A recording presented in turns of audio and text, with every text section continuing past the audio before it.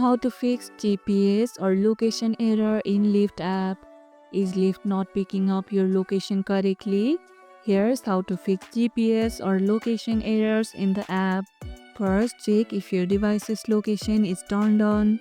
Go to your phone settings and from the location, make sure it's enabled and set to high accuracy or precise.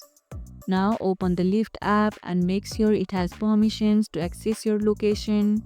You can verify this in your device's app settings under Lyft.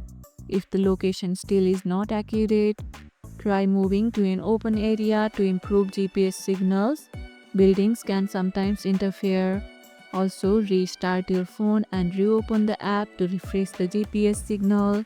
Updating your app or phone software often helps fix underlying GPS glitches. Ever had your pickup pin drop in the wrong spot? Share what fixed it for you in the comments below. And that's how you can fix GPS or location error in Lyft app. And if this video helped, hit the like button, share it, subscribe and leave a comment. Thanks for watching and I'll see you in the next one.